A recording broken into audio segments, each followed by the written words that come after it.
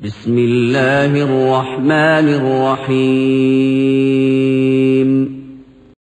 يريدون ليطفئوا نور الله بأفواههم والله متم نوره ولو كره الكافرون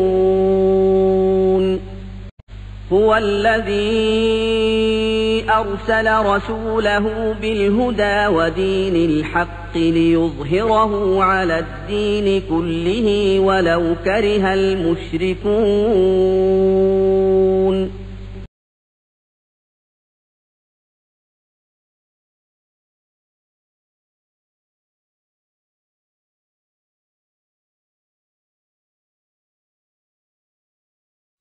السلام عليكم ورحمة الله وبركاته. إن الحمد لله نحمده ونستعينه ونؤمن به ونتوكل عليه ونعوذ بالله من شرور أنفسنا ومن سيئات أعمالنا من يهده الله فلا مضل له ومن يضلل فلا هادي له أشهد أن لا إله إلا الله وحده لا شريك له وأشهد أن محمدا عبده ورسوله أرسله بالهدى ودين الحق ليظهره على الدين كله ولو كره المشركون. اللهم صل على محمد وعلى آل محمد كما صليت على إبراهيم وعلى آل إبراهيم وبارك على محمد وعلى آل محمد كما باركت على إبراهيم وعلى آل إبراهيم إنك حميد مجيد. أما بعد فإن خير الكلام كلام الله وخير السنن سنن محمد صلى الله عليه وسلم وشر الأمور محدثاتها وكل محدثة بدعة وكل بدعة ضلالة. أيها الناس أوصيكم عباد الله ونفسي أولا بتقوى الله. أعوذ بالله من الشيطان الرجيم. بسم الله الرحمن الرحيم. يسبح لله ما في السماوات وما في الأرض الملك القدوس العزيز الحكيم هو الذي بعث في الأميين رسولا منهم يتلو عليهم آياته ويزكيهم ويعلمهم الكتاب والحكمة وإن كانوا من قبل لفي ضلال مبين وآخرين منهم لما يلحقوا بهم وهو العزيز الحكيم ذلك فضل الله يؤتيه من يشاء വല്ലാഹു ദുൽ ഫദ്ലിൽ അദീം. സ്നേഹമുള്ള സഹോദരങ്ങളെ, സുഹൃത്തുക്കളെ, സഹൃദയരായ ശ്രോതാക്കളെ, സൃഷ്ടികർത്താവായ അല്ലാഹുവിൻ്റെ അപാരമായ അനുഗ്രഹത്താൽ ഈ സമയത്ത് ഇവിടെ ഒത്തൊരുമിക്കാനും അള്ളാഹുവിൻ്റെ ദീനുമായി ബന്ധപ്പെട്ട വിഷയങ്ങളെ സംബന്ധിച്ച് അന്യോന്യം മനസ്സിലാക്കുവാനുമുള്ള തൗഫീഖ് നമുക്ക് അനുകൂലമായി ലഭിച്ചിരിക്കുകയാണ്. സമയവും സന്ദർഭവും നമുക്ക് അനുകൂലമാക്കിയ അള്ളാഹുവിനെ സ്തുതിക്കുന്നു. അൽഹംദുലില്ലാഹ്. ഇന്ന് ഇവിടെ നാം ചർച്ച ചെയ്യുന്ന വിഷയം വ്യതിയാനത്തിന് ജിന്ന് മറയോ എന്നതാണ്. പലപ്പോഴും ഈയൊരു മറ എല്ലായിടത്തും സ്വീകരിച്ചുകൊണ്ട് മടവൂരിസത്തെ ന്യായീകരിക്കുവാനും അതുപോലെ തന്നെ ഇസ്ലാമിക വിരുദ്ധമായ അനവധി ആശയങ്ങൾ ഇസ്ലാമിന്റെ പേരിൽ അടിച്ചേൽപ്പിക്കുവാനും കേരള നദ്വത്തുൽ മുജാഹിദീന്റെ നേതാക്കന്മാരെയും പ്രവർത്തകരെയും സാമ്പത്തിക ചൂഷകരായി ചിത്രീകരിക്കുവാനും അതുപോലെ തന്നെ ഒരു പുതിയ മതം കേരളത്തിലേക്ക് ഇറക്കുമതി ചെയ്യുന്നവരാണ്, കേരള നദുവത്തുൽ മുജാഹിദീന്റെ നേതാക്കന്മാരും പ്രവർത്തകരും എന്ന് ചുളുവിൽ സമർത്ഥിച്ച് രക്ഷപ്പെടാനുമൊക്കെ നാടിന്റെ മുക്കുമൂലകളിൽ സീഡികളിലൂടെ പ്രഭാഷണങ്ങളിലൂടെ മടവൂരികൾ പണിയെടുത്തുകൊണ്ടിരിക്കുമ്പോൾ ഈ വിഷയത്തിൽ മടവൂരികൾ അറിഞ്ഞിരിക്കേണ്ട ചില കാര്യങ്ങൾ, ആ കാര്യങ്ങൾ ബോധ്യപ്പെടുത്തുക എന്നതാണ് ഇത്തരത്തിലുള്ള പരിപാടികൾ കേരളത്തിൽ നടക്കുന്നതിന്റെ അല്ലെങ്കിൽ നടത്തുന്നതിന്റെ ഉദ്ദേശം. ആമുഖമായി തന്നെ പറയട്ടെ, മടവൂരികൾ എന്ന് പറയുന്നത് ഒരിക്കലും ആരെയെങ്കിലും ആക്ഷേപിക്കാനോ അധിക്ഷേപിക്കാനോ അല്ല. കാരണം ഇതുപോലുള്ള പരിപാടികൾ അവിടെയും ഇവിടെയൊക്കെ നടക്കുമ്പോൾ പിറ്റേന്ന് മറുപടിയുടെ പേരിൽ ഒരു മറപിടിയുമായി ചില മുസ്ലിയാക്കന്മാർ രംഗപ്രവേശനം ചെയ്യാറുണ്ട്. വിനീതനായ നമ്മുടെ ലത്തീഫ് മുസ്ലിയാരെ പോലുള്ള ചില മുസ്ലിയാക്കന്മാർ പിറ്റേന്ന് മറുപടി പറഞ്ഞുകൊണ്ട് രംഗത്ത് വരാറുണ്ട്. അപ്പൊ ഇവര് സാധാരണ പറയും, പണ്ട് ഇവര് പറഞ്ഞിരുന്നത് സുറൂരി സുറൂരി എന്നാണ്, അപ്പൊ അത് മാറ്റി മടവൂരി മടവൂരി എന്നാക്കി. അപ്പൊ ഇവർക്ക് ഈ രീയോട് വല്ലാത്ത സ്നേഹാണ് എന്ന് പറയാറുണ്ട്. സത്യത്തിൽ മടവൂരി എന്ന ഓമന പേര് നമ്മൾ അറിഞ്ഞുകൊണ്ട് വിളിക്കുന്നതല്ല. നേരെ മറിച്ച് ബഹുമാന്യനായ സലാം സുല്ലമി തന്നെ അദ്ദേഹത്തിന്റെ ജിന്ന് സീഡിയിൽ ആവർത്തിച്ച് അദ്ദേഹം പറയുന്നുണ്ട്, നമ്മൾ മടവൂരികള് ആദർശ വ്യതിയാനം സംഭവിച്ചവരാന്ന് അവര് പറയണത്. അപ്പൊ നമ്മൾ മടവൂരികൾ എന്ന് അദ്ദേഹം തന്നെ ആവർത്തിച്ച് പറയുന്നുണ്ട് എന്ന നിലക്ക് അതൊരു അംഗീകൃത തത്വം എന്ന നിലക്ക് മനസ്സിലാക്കി പറയുന്നു എന്നതേ ഉള്ളൂ.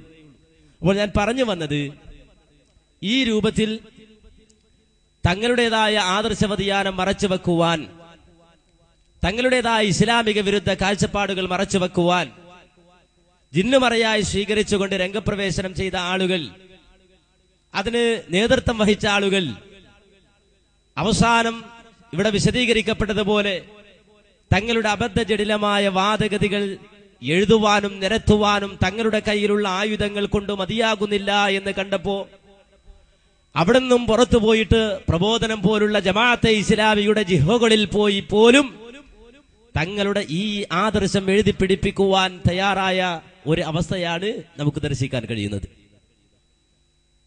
മാത്രമല്ല, ചില ആളുകൾ നാടുനീളെ കരയുന്നു, പ്രയാസപ്പെടുന്നു, അതുപോലെ തന്നെ കരഞ്ഞുകൊണ്ട് അനുകമ്പ പിടിച്ചു പറ്റാൻ ശ്രമിക്കുന്നു. തങ്ങളുടെ കരച്ചിലിന് കാരണമായി അവർ പറയാറുള്ളത്, ഞങ്ങളെ ഹദീസ് നിഷേധികൾ എന്ന് അവർ വിളിക്കുന്നു, അതുകൊണ്ടാണ് ഞങ്ങൾ കരയുന്നത്. ഞങ്ങളെ ഹദീസ് നിഷേധികൾ എന്ന് വിളിക്കുന്നു, അതുകൊണ്ടാണ് ഞങ്ങൾ കരയുന്നത്. ആരാടോ നിങ്ങളെ ഹദീസ് നിഷേധി എന്ന് വിളിച്ചത്? അത് മറ്റാരുമല്ല, ഇപ്പോ KNM കേരള നദുവത്തുൽ മുജാഹിദിന്റെ ആൾക്കാർ ഇപ്പൊ വന്നിട്ട് ഞങ്ങൾ ഹദീസ് നിഷേധികളാണെന്ന് പറയുന്നുണ്ട് എന്ന് പറഞ്ഞിട്ട് ഇങ്ങനെ വിലപിക്കുമ്പോൾ, കരയുമ്പോൾ ഈ ആക്ഷേപത്തിന് അർഹമായത് എന്തെങ്കിലും തങ്ങളുടെ ജീവിതത്തിൽ സംഭവിക്കുന്നുണ്ടോ എന്നൊരു പരിശോധന സ്വയം നോക്കേണ്ടത് അവരുടെ ആവശ്യമാണ്, ബാധ്യതയാണ്. സത്യത്തിൽ ഇവിടെ ഹദീസ് നിഷേധം ആരുടെയെങ്കിലും പേരിൽ ആരോപിച്ചതല്ല, നേരെ മറിച്ച് അതൊരു യാഥാർത്ഥ്യമാണ് എന്ന് പറഞ്ഞത് കേരള നദുവത്തുൽ മുജാഹിദീന്റെ പ്രവർത്തകർ മാത്രമല്ല, നേതാക്കന്മാർ മാത്രമല്ല, നേരെ മറിച്ച് വളരെ വ്യക്തമായി നമുക്കറിയാം. ഇവിടെ ഈ അടുത്ത സമയത്ത് പുറത്തിറങ്ങിയ ഹദീസ് സമാഹാരത്തിൽ പോലും അക്കാര്യം വളരെ വ്യക്തമായി രേഖപ്പെടുത്തിയിട്ടുണ്ട്. എന്താന്നല്ലേ, നമ്മുടെ നാട്ടിൽ വളരെ വലിയ ചർച്ചക്ക് വിഷയമായിട്ടുള്ള ഒരു കാര്യം അതെന്താണ്? അത് മറ്റൊന്നുമല്ല, ആഹാദായ ഹദീസുകളെ പ്രമാണമായി സ്വീകരിക്കാൻ പറ്റുമോ? ഇത് ഇന്നും ഇന്നലെയും തുടങ്ങിയ ഒരു ചർച്ചയല്ല. നേരെ മറിച്ച് നമുക്കറിയാം, ഇവിടെ ചേകന്നൂരിസം കടന്നു വന്നു.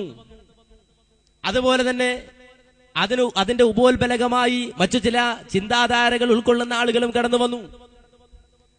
ആ കാലഘട്ടത്തിൽ അന്നു മുതൽ അവർ ഈ രൂപത്തിലുള്ള ഖബർ ആഹാദിനെ സംബന്ധിച്ച് ആക്ഷേപം ഉന്നയിച്ചപ്പോ മഹാനായ അലവി മൗലവി അതിനെ ഖണ്ഡിച്ചുകൊണ്ട് വളരെയധികം ചിന്തിക്കേണ്ട, ആലോചിക്കേണ്ട പ്രമാണബദ്ധമായ ഒരു ലേഖനം എഴുതി പ്രസിദ്ധീകരിച്ചു.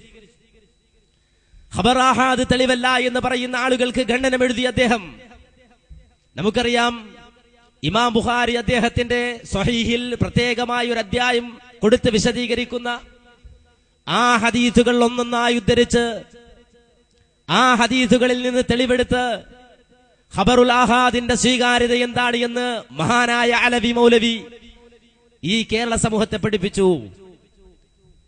എന്നാൽ പിൽക്കാലഘട്ടത്തിൽ അലവി മൗലവി ഖബറുൽ ആഹാദിന് ഏതൊരു അധ്യായം തെളിവാക്കിയോ, ഏത് ഗ്രന്ഥം തെളിവാക്കിയോ, ആ ഗ്രന്ഥം തന്നെ തെളിവാക്കിക്കൊണ്ട് സലാം സുല്ലമി അദ്ദേഹം ഖബർ ആഹാദ് തെളിവല്ല എന്ന് സ്ഥാപിക്കാൻ, വിശ്വാസകാര്യങ്ങൾക്കത് തെളിവല്ല എന്ന് പറയാൻ പരിശ്രമിച്ചു. അതിനുവേണ്ടി ആ അധ്യായം അദ്ദേഹം ദുരുപയോഗം ചെയ്തു. ആ രൂപത്തിൽ ഇവിടെ പ്രവർത്തിച്ചു വരുമ്പോ ആ രീതിയിലുള്ള പ്രവർത്തനങ്ങളോട് വിയോജിപ്പുള്ള ആളുകൾ വളരെ ശക്തമായി തന്നെ അത് രേഖപ്പെടുത്തുകയും ചെയ്തു. എന്നാൽ ഇവിടെ നാം മനസ്സിലാക്കണം, തന്റെ വാദത്തിൽ വന്ന അബദ്ധങ്ങൾ തിരുത്തുവാനോ അതല്ലെങ്കിൽ അതിൽ നിന്നൊരു മാറ്റം ഉണ്ടായിട്ടുണ്ട് എന്ന് പറയുവാൻ പോലുമോ അദ്ദേഹം തയ്യാറായിട്ടില്ല.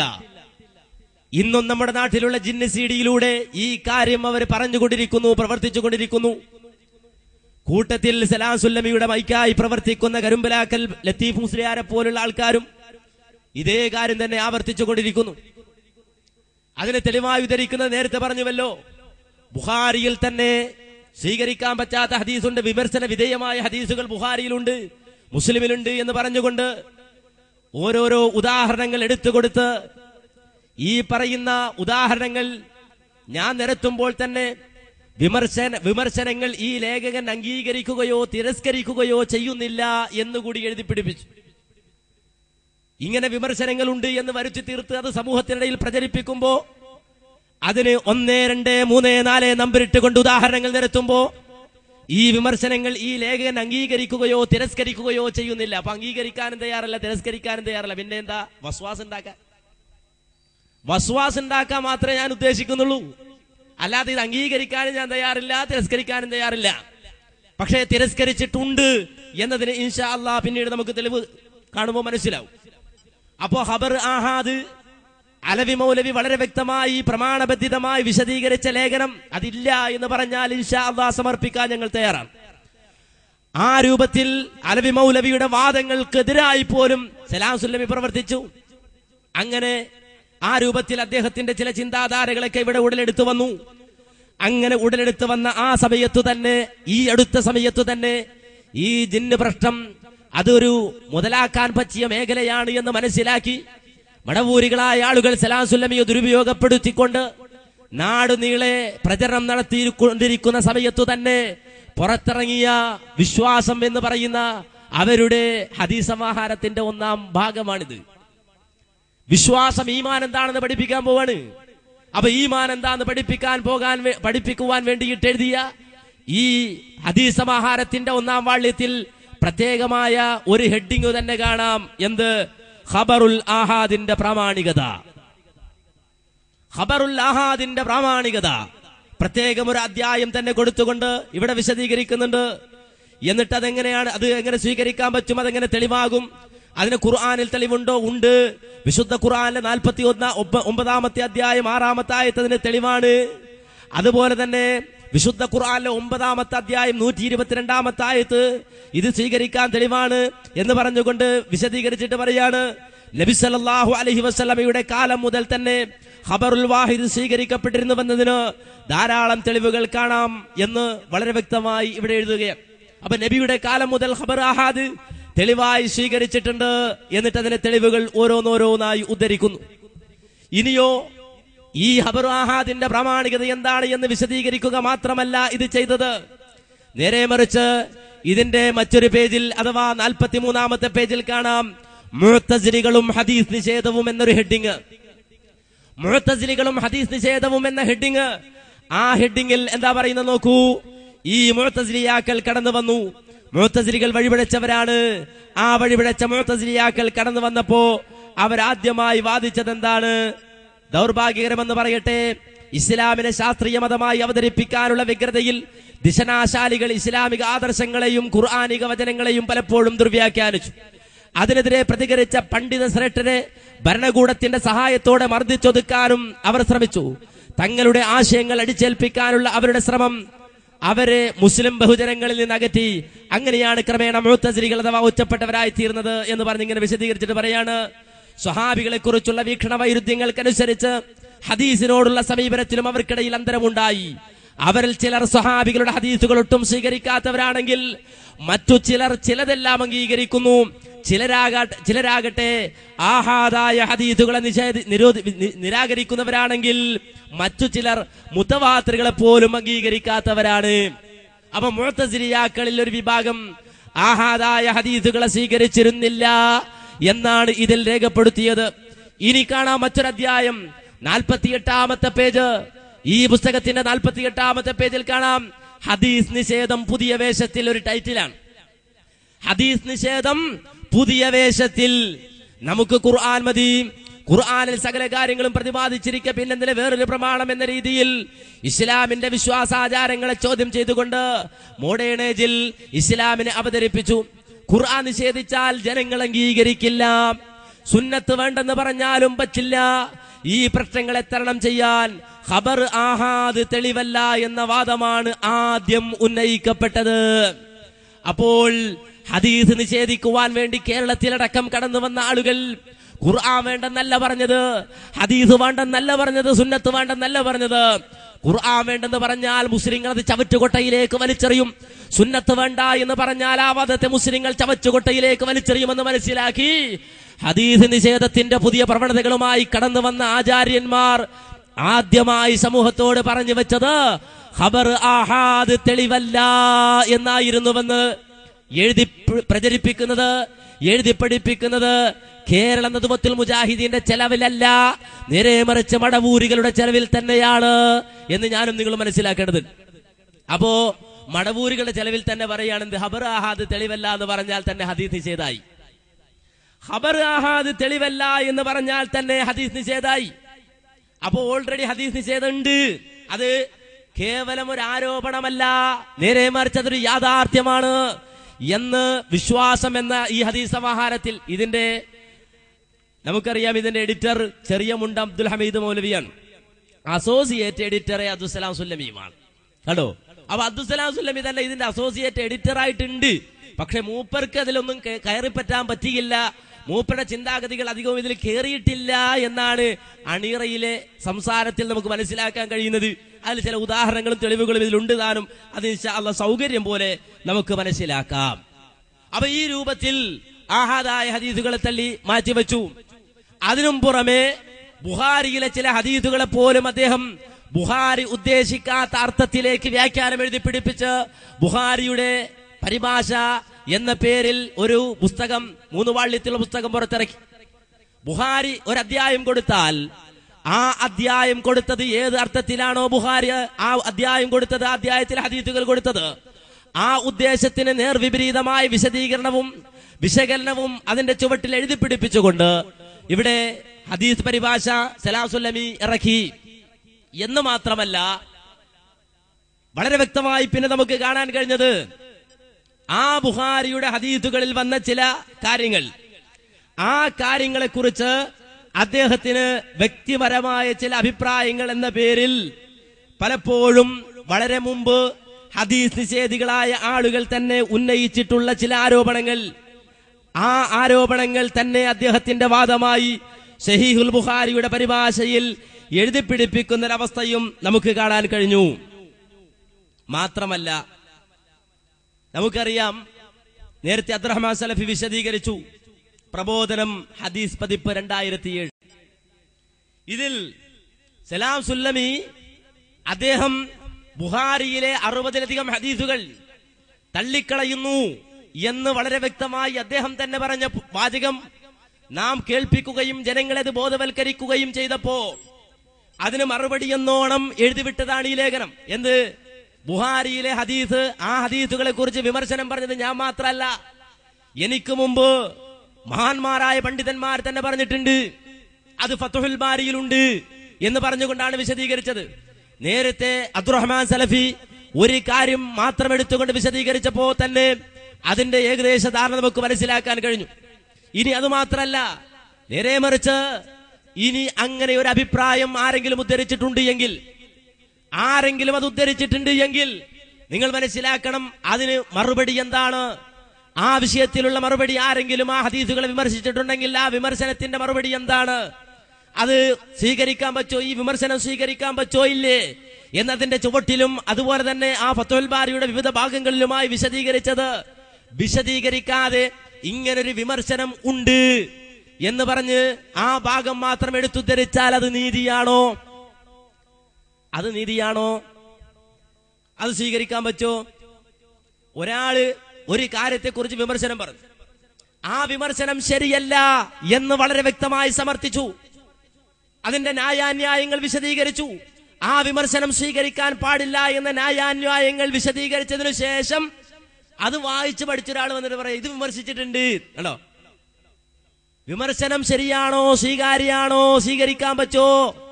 അത് ന്യായാന്യായങ്ങൾ ഉന്നയിച്ചുകൊണ്ട് വിശദീകരിച്ചതിനു ശേഷവും ആ പറഞ്ഞ ഒരാളുടെ വിമർശനം അത് തെറ്റാണെങ്കിലും ഞാനത് സ്വീകരിക്കും എന്ന നിലപാട് സ്വീകരിക്കാൻ പറ്റോ ഇല്ലേ? അങ്ങനെ സ്വീകരിച്ചാൽ അതും ഒരു നിഷേധമല്ലേ? ആണ് എങ്കിൽ ആ നിഷേധം സുല്ലമിക്കുണ്ട് എന്നുകൂടി ഞങ്ങൾ ഇപ്പോ പറയണം. ആ നിഷേധവുമുണ്ട്. കാര്യം ഒരു കാരണം പറഞ്ഞു, ഒരു വിമർശനം പറഞ്ഞു, ആ വിമർശനത്തിന് മറുപടി വിശദീകരിച്ചു, ആ മറുപടിക്കപ്പുറം വീണ്ടും ആ വിമർശനത്തെ എടുത്തു ധരിക്കുന്നുവെങ്കിൽ ആ മറുപടികൾ കൂടി നിഷേധിച്ചിട്ട് വിമർശനം മാത്രം എനിക്ക് മതി എന്ന നയം സ്വീകരിക്കാൻ പറ്റില്ലേ? പണ്ടൊരു മുസ്ലിയാർ ഒരു വാദപ്രതിവാദത്തിന് വന്നു. വാദപ്രതിവാദത്തിന്റെ വ്യവസ്ഥ എന്ന് പറഞ്ഞ വ്യവസ്ഥ നിശ്ചയിച്ചതല്ലേ? ആ വ്യവസ്ഥയിൽ പ്രധാനപൂർവ്വം എടുത്തു പറഞ്ഞതിന് രണ്ടുപേരും ഉദ്ധരിക്കുന്ന കിതാബുകൾ അങ്ങോട്ടും ഇങ്ങോട്ടും വെക്കണം. അങ്ങനെ ഏകദേശം വാദപ്രതിവാദം 3-3.5 മണിക്കൂർ നീണ്ടു. 3-3.5 മണിക്കൂർ കഴിഞ്ഞ് അവസാനം ഈ മുസ്ലിയാർ ഒരു കിതാബിൽ നിന്ന് ഉദ്ധരണി വായിക്കാൻ. പക്ഷെ ആ കിതാബ് മാത്രം കൈമാറാൻ മുസ്ലിയാർ തയ്യാറല്ല. വേറെ ഏത് കിതാബ് വേണമെങ്കിലും മുസ്ലിയാർ കൈമാറും, തരും. പക്ഷെ ആ കിതാബ് മാത്രം തരുന്നില്ല. അവസാനം പറഞ്ഞില്ല, ഇപ്പൊ മുസ്ലിയാർ വായിച്ച ആ കിതാബ് ഞങ്ങൾക്ക് ഇത് കാണണം. അവസാനം മുസ്ലിയാർ ആ കിതാബ് ഞാൻ കാണിക്കില്ല, അതെന്റെ പേഴ്സണൽ ഡയറിയാന്ന് പറഞ്ഞു. ഞാൻ ഒരു ഡയറി ആയാലും കുഴപ്പമില്ല, അത് കണ്ടേ പറ്റുള്ളൂ. അങ്ങനെ മധ്യസ്ഥന്മാർ ഇടപെട്ടിട്ട് നിങ്ങളൊന്ന് കാണിച്ചു കൊടുക്കണമെന്ന് പറഞ്ഞു. നോക്കുമ്പോ എന്താന്ന് വെച്ചാല് ഈ മുസ്ലിയാരുടെ കയ്യിലുള്ള കിതാബ് നാസറുദ്ദീൻ അൽബാനിയുടെ അത്തവസ്സുൽ അൻവാഉഹു വഅഹ്കാമുഹു എന്ന് പറഞ്ഞ കിതാബാണ്. അത്തവസ്സുൽ എന്ന് പറയുന്ന കിതാബായി മുസ്ലിയാരുടെ കയ്യിലുള്ളത്. എന്നിട്ട് അൽബാനി ഖുറാഫികൾ പറയുന്ന തെളിവ് അതിൽ എടുത്തു കൊടുത്തിട്ടുണ്ട്, അതിന് മറുപടി ചുവട്ടിൽ എഴുതിയിട്ടുണ്ട്. പക്ഷേ ഈ മറുപടി മുസ്ലിയാർ മറച്ചു വെക്കാണ്. എന്നിട്ട് എന്തെടുക്കാണ്, ഈ ഖുറാഫികളുടെ വാദമുണ്ട്, ഇങ്ങനെ ഹദീസ് അവർ ഉദ്ധരിക്കാറുണ്ട് എന്ന് പറഞ്ഞ ആ ഭാഗം മാത്രം നോക്കി വായിക്കാണ്. പിന്നെ അങ്ങോട്ട് വാദപ്രതിവാദം വളരെ സൗകര്യമായിരുന്നു. മുസ്ലിം വായിക്കുക, നേരെ കിതാബ് വായിക്കാൻ ചോട്ടിന്ന് വായിച്ചു കൊടുക്കുക, പിന്നെ കിതാബ് കൊണ്ട് കൊടുക്കുക. ഈ ഒരു ഖുറാഫി നയത്തിലേക്ക്, ഖുറാഫികളുടെ അടവ് നയത്തിലേക്ക് ഒരു സുല്ലമി മാറാൻ പാടുണ്ടോ? ഒരു സുല്ലമി ആ തരത്തിലേക്ക് തരം താഴാൻ പാടുണ്ടോ? അതാണ് മുജാഹിദുകൾ ചോദിക്കുന്നത്. പക്ഷേ പ്രബോധനത്തിലൂടെ സുല്ലമ ചെയ്തത് അതാണ് എന്ന് പറയാതിരിക്കാൻ നിവർത്തിയില്ല. കാരണം എന്താണല്ലേ, ഇതിന്റെ അകത്ത് ഖുറാഫികൾ എഴുതിയിട്ടുണ്ട്. ഒരു കാലഘട്ടത്തിൽ ഹദീസ് തെളിവല്ല, പ്രമാണമല്ല, നമുക്ക് ദലീല് അത് മദ്ഹബിന്റെ കിതാബുകളാണ്, ഗ്രന്ഥങ്ങളാണെന്ന് വാദിച്ച ഖുറാഫികൾ, ആ ഖുറാഫികളുടെ കൂട്ടത്തിൽ ഐശിമാരൊക്കെ എഴുതിയിട്ടുണ്ട്. അവര് പറയുന്നത് ഹദീസ് സ്വീകരിക്കണം. ആ ഒരു നിലവാരത്തിലേക്ക് ഈ നാട്ടിലെ ഖുറാഫികളെ വളർത്തിക്കൊണ്ടുവന്ന ഈ പ്രസ്ഥാനം, ആ പ്രസ്ഥാനത്തിന്റെ ആളുകൾ എന്ന് അവകാശപ്പെട്ടുകൊണ്ട് കുറച്ചു കാലമെങ്കിലും ഈ പ്രസ്ഥാനത്തിൽ കഴിച്ചു കൂട്ടിയവർ, ആ കൂട്ടിയ ആളുകൾ അവരെക്കാളും ആ ഖുറാഫികളെക്കാളും തരം താഴാൻ പറ്റുമോ? അത് നമ്മൾ മനസ്സിലാക്കണം. എന്നാൽ ആ ഒരു അവസ്ഥയിലേക്കാണ് പോകുന്നത്. പക്ഷേ ഒരു കാര്യം പറയാം, എന്താന്നല്ലേ, ഇനി ബുഖാരിയുടെ ഹദീസുകളെ വിമർശിച്ചുകൊണ്ട്, മുസ്ലിമിന്റെ ഹദീസുകളെ വിമർശിച്ചുകൊണ്ട് ഇവിടെ ആരെങ്കിലും കടന്നു വന്നാൽ മുജാഹിദ് പ്രസ്ഥാനത്തിന് അതൊരു പുതിയ അനുഭവമല്ല എന്നുകൂടി നിങ്ങൾ മനസ്സിലാക്കണം. ആരായാലും വേണ്ടില്ല, ഇത് മുജാഹിദ് പ്രസ്ഥാനത്തെ സംബന്ധിച്ചിടത്തോളം ഒരു പുതിയ അനുഭവമല്ല. കാര്യം ഞാൻ മുമ്പ് പറഞ്ഞിട്ടുണ്ട്, 1971 ആ 71 പുറത്തിറങ്ങിയ അൽമനാർ, ആ അൽമനാറിൽ എന്താ ഉള്ളതെന്നറിയോ? കണ്ടോ, സഹീഹുൽ ബുഖാരിയെ 71 കാലഘട്ടത്തിൽ കേരളക്കരയിലെ ചില പണ്ഡിതന്മാരെന്ന് വാദിച്ചുകൊണ്ട് രംഗപ്രവേശനം ചെയ്ത ആളുകൾ നിഷേധിച്ചപ്പോൾ, ആ ഹദീസുകളെ ചോദ്യം ചെയ്തപ്പോ, കേരളം കണ്ട ഹദീസ് പണ്ഡിതൻ എന്ന് നമ്മുടെ നാട്ടിലെ മടവൂരികൾ പോലും നാഴികക്ക് 40 വട്ടം പറഞ്ഞാശ്വസിക്കുന്ന ഷെയ്ഖ് മുഹമ്മദ് മൗലവി, ആ ഷെയ്ഖ് മുഹമ്മദ് മൗലവി എഴുതിയ ലേഖനം സഹീഹുൽ ബുഖാരി, സ്ഥിരപ്പെട്ട നബിവചനങ്ങളുടെ വിലപ്പെട്ട സമാഹാരം, ആ ഹെഡിങ് കാണാതെ പഠിച്ച് 100 വട്ടം ചെല്ലിപ്പിടിക്കണം മടവൂരികൾ. എന്ത്? സഹീഹുൽ ബുഖാരി സ്ഥിരപ്പെട്ട നബിവചനങ്ങളുടെ വിലപ്പെട്ട സമാഹാരം. അതിങ്ങനെ 100 വട്ടം ദിക്റെന്ന പോലെ മടവൂരികൾ ചെല്ലിപ്പടിക്കണം. കാര്യം അതിനു മാത്രം ബുഖാരിക്കെതിരെ മടവൂരികൾ ഇവിടെ പ്രചരണം നടത്തുന്നു. ബുഖാരിയിലെ മുഴുവൻ ഹദീസുകളും സ്വീകരിക്കാൻ പറ്റുമോ? അത് ഖുർആനാണോ? ബുഖാരിക്ക് തെറ്റുപറ്റൂലേ എന്നൊക്കെയാ ചോദ്യം. ബുഖാരിക്ക് തെറ്റുപറ്റും, സംശയമില്ല. ബുഖാരിക്ക് തെറ്റുപറ്റും, സംശയമില്ല. ബുഖാരി മഅസൂമാണോ? ബുഖാരി മഅസൂമല്ല.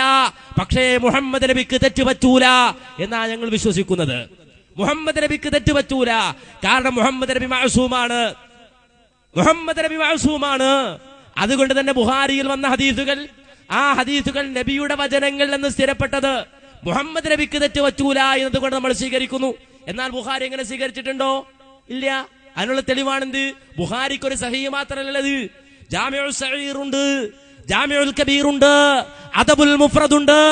അങ്ങനെ ബുഖാരിക്ക് ഒരുപാട് ഗ്രന്ഥങ്ങൾ വേറെയുമുണ്ട്. സ്വഹീഹ് അല്ലാത്ത ഒരുപാട് ഗ്രന്ഥങ്ങളുണ്ട്. പക്ഷേ സഹീഹുൽ ബുഖാരി അംഗീകരിക്കുന്നത് പോലെ അദബുൽ മുഫ്രദ് ഇമാം ബുഖാരിയുടെ കിതാബ് അംഗീകരിക്കുന്നുണ്ടോ നമ്മൾ? ഇല്ല. ജാമിഉൽ സഗീർ അംഗീകരിക്കുന്നുണ്ടോ? ജാമിഉൽ കബീർ അംഗീകരിക്കുന്നുണ്ടോ? ഇല്ല. കാരണം എന്താ? അതിൽ പറഞ്ഞതുപോലുള്ള ഒരുപാട് അഭിപ്രായ വ്യത്യാസമുള്ള ഹദീസുകൾ വന്നിട്ടുണ്ട്. പക്ഷേ സഹീഹുൽ ബുഖാരിയുടെ കാര്യത്തിൽ ഇമാം ബുഖാരിയുടെ മറ്റു കിതാബുകൾ, ആ കിതാബുകൾ സ്വീകരിക്കുന്ന നയമല്ല മുസ്ലിങ്ങൾ സ്വീകരിക്കുന്നത്. അതിൽ വ്യത്യാസമുണ്ട്. ആ കാര്യത്തെ ചോദ്യം ചെയ്തുകൊണ്ട് ആളുകൾ വന്നപ്പോഴാണ് കേരളം കണ്ട ഹദീസ് പണ്ഡിതൻ ഷെയ്ഖ് മുഹമ്മദ് മൗലവിയെ പോലുള്ള ആളുകൾ അതിന് ഖണ്ഡനം എഴുതിയത്. കണ്ടോ? ആ വാചകം നിങ്ങളൊന്ന് ശ്രദ്ധിക്കണം. ഇന്ന് സലാസുല്ലമിയെ പോലുള്ള ആളുകൾക്ക് എതിരെ ഷെയ്ഖ് മുഹമ്മദ് മൗലവി എഴുതിയതാണോ എന്ന് പോലും ഈ വാചകം വായിക്കുമ്പോൾ ഇന്ന് നമുക്ക് സംശയം തോന്നും. പക്ഷേ അന്ന് വേറെ ചില ആൾക്കാർക്ക് വേണ്ടി എഴുതിയതാണ്, എതിരെ എഴുതിയതാണ്. എന്താണുള്ളതെന്നല്ലേ ഇതിനകത്ത് നിങ്ങൾ കേട്ടോളൂ. തിരുത്തൽവാദികൾ ഇവിടെയും 1971 അൽമനാറാണ് ഇവിടെ വായിക്കുന്നത് കേട്ടോ. 1971 ഇറങ്ങിയ അൽമനാറിൽ കാണാം, തിരുത്തൽവാദികൾ ഇവിടെയും. സഹീഹുൽ ബുഖാരിയെ പറ്റി ഒട്ടേറെ ആക്ഷേപങ്ങളുണ്ട്. എല്ലാം ഈയിടെ പൊങ്ങി വന്നവ യുക്തിയുടെ പേരിൽ സ്വന്തം അഭിപ്രായങ്ങൾക്കും തോന്നലുകൾക്കും യോജിക്കാത്തതെല്ലാം തള്ളിപ്പറയുന്ന കുൽസിത ബുദ്ധികൾ നൊടിഞ്ഞുണ്ടാക്കുന്ന കള്ളപ്രചരണങ്ങൾ വാസ്തവത്തിൽ മറുപടിയെ അർഹിക്കുന്നില്ല. അപ്പൊ ചില ആൾക്കാർ ഈ അടുത്ത സമയം വരെ എന്തേ മറുപടി പറയാത്തത് എന്ന് പറഞ്ഞ് ഇങ്ങനെ നടക്കായിരുന്നു. എന്തേ മറുപടി അർഹിക്കണില്ല, ആ നിലക്കാണത് കണ്ടത്. പിന്നെന്താ ബാക്കി വാചകം, ആ വാചകം കൂടി കേട്ടാൽ ഇപ്പൊ എന്തിനാ മറുപടി പറഞ്ഞെന്ന് മനസ്സിലാവും. എന്താന്നല്ലേ? ഇക്കൂട്ടത്തിൽ സഹീഹുൽ ബുഖാരിയെ പറ്റിയുള്ള ആക്ഷേപങ്ങളും പെടുത്താം. തന്റെ ചില നിഗമനങ്ങളോട് വിയോജിച്ചതിനാൽ മാത്രം സഹീഹുൽ ബുഖാരി തോട്ടിലെറിയണമെന്നവരെ നാടുനീളെ നാക്കിട്ടടിച്ച് നടക്കുന്നവർ ഇന്നും നമ്മുടെ സമൂഹത്തിലുണ്ട്. ഇത് 1971 പറയുന്നത്. അന്ന് പ്രബോധനത്തിന്റെ ഹദീസ് പതിപ്പ് ഇറങ്ങിയിരുന്നില്ലല്ലോ. ഇല്ല. പക്ഷേ ആ കാലഘട്ടത്തിൽ ഇന്ന് ഈ ഹദീസ് പതിപ്പിൽ എഴുതിവിടുന്ന അതേ വാദങ്ങൾ വേറെ ചില ആളുകൾ എഴുതിവിട്ടിരുന്നു. അതുകൊണ്ട് തന്നെ അവർക്കെതിരെ ഷെയ്ഖ് മുഹമ്മദ് മൗലവി വിശദീകരിക്കുകയാണ്. വീണ്ടും പറയും, നോക്കൂ, സ്വന്തം യുക്തിയാകുന്ന മാനദണ്ഡം വെച്ചളന്ന് സഹീഹുൽ ബുഖാരിയിലെ ഒട്ടേറെ ഹദീസുകൾ തള്ളിക്കളഞ്ഞ് ആ മഹത് ഗ്രന്ഥത്തെ ഒട്ടുമുക്കാലും വെട്ടിച്ചുരുക്കി അലങ്കോലപ്പെടുത്തിയവരും കുറവല്ല. ഈ ഹദീസ് സമാഹാരത്തെ സ്വന്തം ബുദ്ധിയുടെ മാനദണ്ഡത്തിൽ അളന്ന് വെട്ടിച്ചുരുക്കി അലങ്കോലപ്പെടുത്തിയവരും കുറവല്ല. അല്ലേ? നമ്മൾ ആരെക്കുറിച്ചാണ് ഇന്നത് പറയേണ്ടത്? അല്ലാഹുമ്മ ഇന്നി അഊദു ബിക മിനൽ ഖുബ്സി വൽ ഖബായിസ്. അവിടെ ഉദ്ദേശം ആൺകൊതുക് എന്നാണ്, പെൺകൊതുക് എന്നാണ്. കാര്യം എന്താ? അതിങ്ങനെ പണ്ഡിതന്മാർ വിശദീകരിച്ചിട്ടുണ്ട്. അങ്ങനെ അഭിപ്രായം അവിടെ ഉണ്ട്, ഇപ്പൊ ഇങ്ങനെ അഭിപ്രായം ഇവിടെ ഉണ്ട്. ഈ അഭിപ്രായം പറയുന്നത് കേട്ടാൽ ആ ഒരു അഭിപ്രായം മാത്രം ലോകാംഗീകൃതമായി അംഗീകരിക്കപ്പെട്ട അഭിപ്രായമാണ് എന്ന് തോന്നിപ്പിക്കുന്ന രൂപത്തിലാ വർത്തമാനം. ആൺകൊതുക് പെൺകൊതുക് എന്ന് അതിന് അർത്ഥം നൽകിയിട്ട് അതിനെ കേവലം മോർട്ടീന്റെ ഒരു സ്ഥാനത്തേക്ക് ആ പ്രാർത്ഥനയെ മാറ്റാണ്, ഒരു കൊതുക് തിരിയുടെ സ്ഥാനത്തേക്ക്. കക്കൂസി കയറുമ്പോ, ബാത്റൂമിലേക്ക് കയറുമ്പോ കൊതുക് തിരി ഒന്നും ചാടി പുറത്തു കൊല്ലാം. മനസ്സിലായി? കാര്യം എന്താ? ആൺകൊതുകും പെൺകൊതുകും എല്ലാം ചാടി പുറത്തു. ഈച്ചയെ പറ്റി വന്ന് ഈച്ച ഒരു പാത്രത്തിലേക്ക് വീണാൽ, ഒരു പാത്രത്തിലെ വെള്ളത്തിൽ വീണാൽ ആ വെള്ളം എന്ത് ചെയ്യണം? അതെന്തെടുക്കണം? അത് പിന്നെ കുടിക്കാൻ പറ്റുമോ? ഇല്ല, പറ്റൂല. കാര്യം എന്താ? ഈച്ച കാലും കുത്തിയാണ് അതിലേക്ക് വീഴുന്നത്. നമ്മുടെ നാട്ടിൽ ഈച്ച കാലും കുത്തിയാണ് വീഴുന്നത്. അതുകൊണ്ട് അത് സ്വീകരിക്കാൻ പറ്റൂല. നേരെ മറിച്ച് ഒരു അജ്ഞാത ഈച്ചയാണ്. അതെന്താ അജ്ഞാത ഈച്ച? അതൊരു അജ്ഞാത ഈച്ച. മനസ്സിലായി? ലോകത്തില്ലാത്തൊരു ഈച്ച. ഇതൊക്കെ ബുഖാരിയുടെ വ്യാഖ്യാനമായി എഴുതി വെക്കുകയാണ്, അതൊക്കെ വിശദീകരിക്കാണ്. അത് മാത്രമാണ് ആ വിഷയത്തിലുള്ളത് എന്ന് തോന്നിപ്പിക്കുന്ന രൂപത്തിൽ എഴുതുന്നു, വിശദീകരിക്കുന്നു. ഇല്ലേ? അങ്ങനെ പറയാൻ നിന്നാൽ അത് മാത്രം ഒരുപാട് പറയേണ്ടി വരും. അപ്പോ ഷെയ്ഖ് മുഹമ്മദ് മൗലവി 1971 തന്നെ പറയാണ്, സ്വന്തം യുക്തിയാകുന്ന മാനദണ്ഡം വെച്ചളന്ന് സഹീഹുൽ ബുഖാരിയിലെ ഒട്ടേറെ ഹദീസുകൾ തള്ളിക്കളഞ്ഞ് ആ മഹത് ഗ്രന്ഥത്തെ ഒട്ടുമുക്കാലും വെട്ടിച്ചുരുക്കി അലങ്കോലപ്പെടുത്തിയവരും കുറവല്ല. അടുത്ത കാലത്ത് പ്രത്യക്ഷപ്പെട്ട അത്തരം ചില വിവരക്കേടുകളെ പറ്റി സാന്ദർഭികമായി സംസാരിക്കാതെ നിവർത്തിയില്ല. കണ്ടോ, മറുപടി അർഹിക്കുന്നില്ല എന്ന് ആദ്യം പറഞ്ഞു.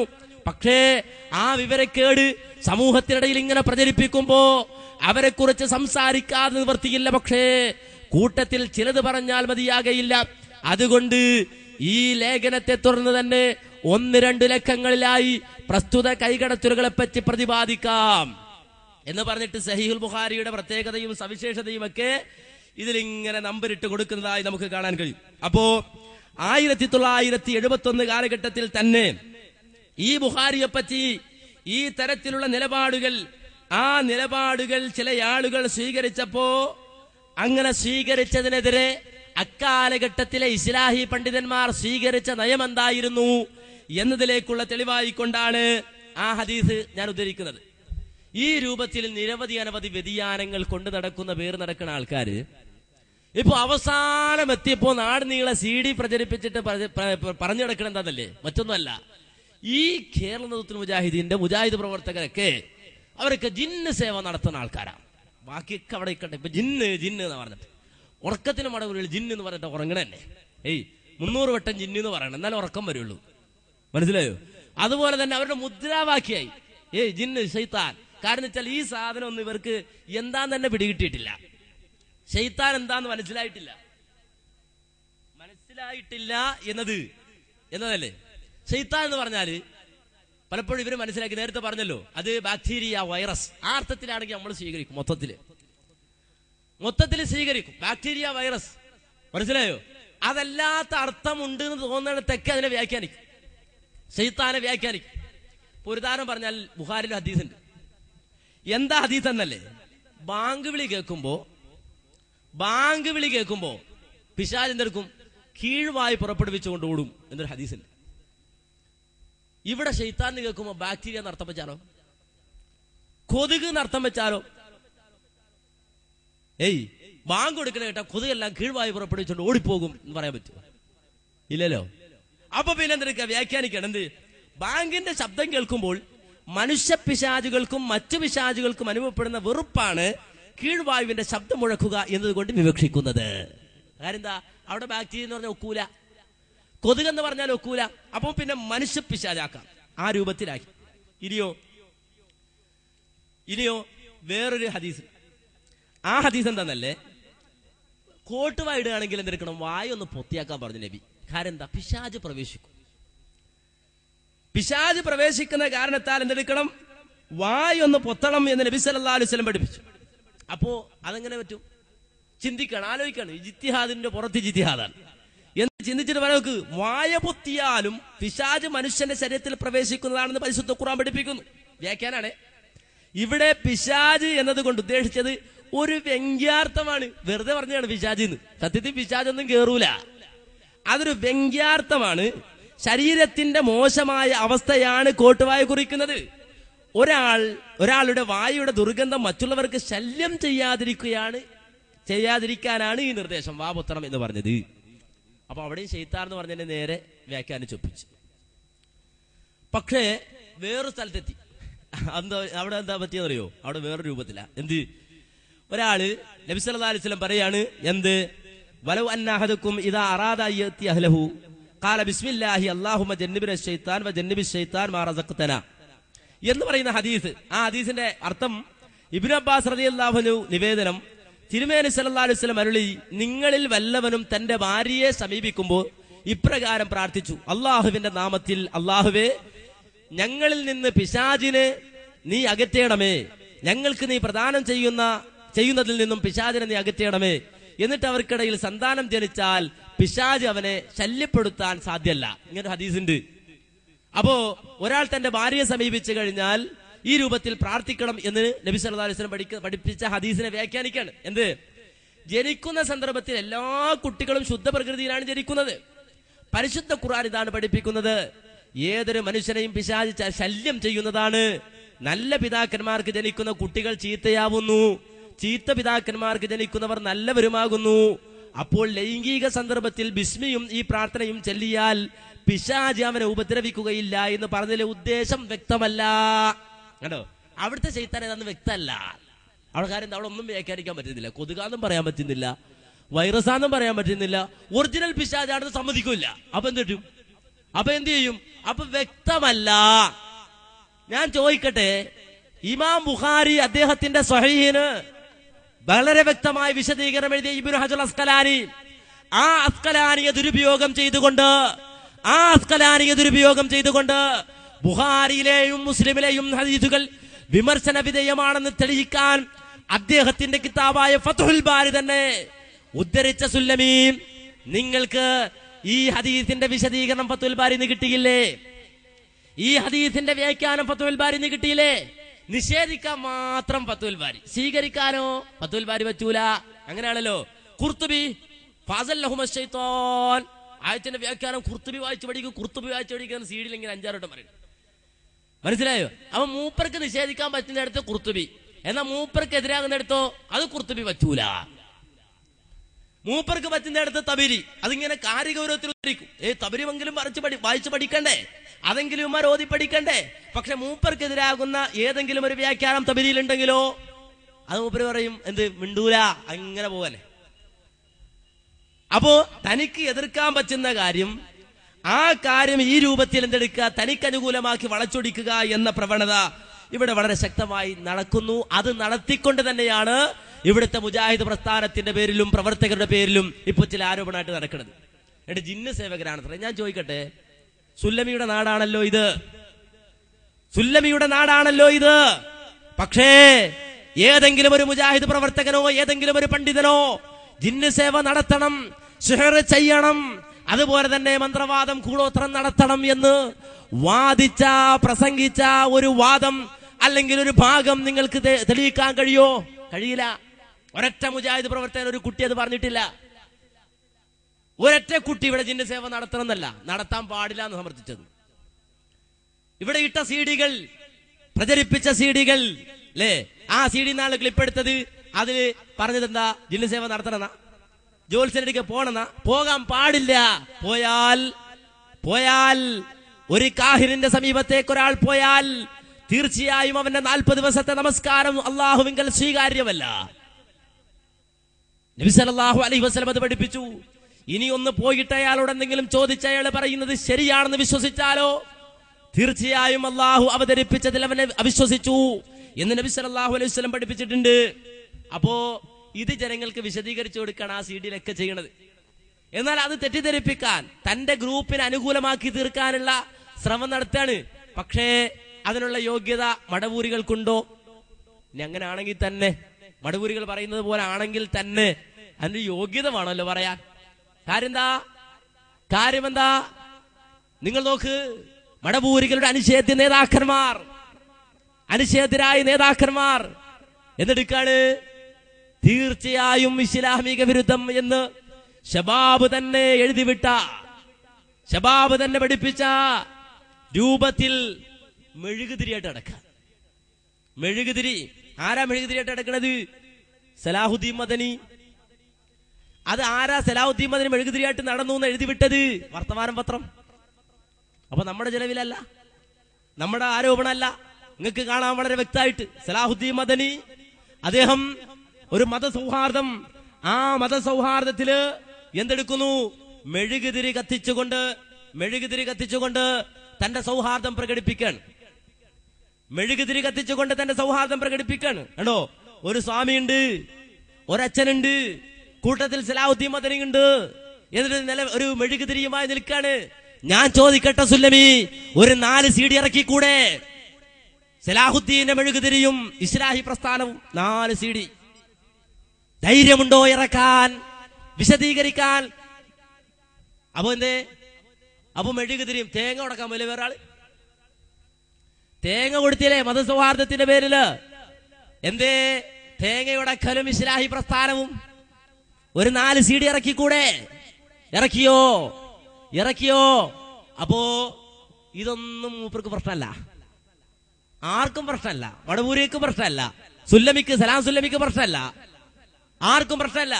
എന്നാൽ ഈ രൂപത്തിൽ നിങ്ങൾ നോക്കൂ, ചിലപ്പോ ഇനി നാളെ മറുപടി വരും അല്ലേ?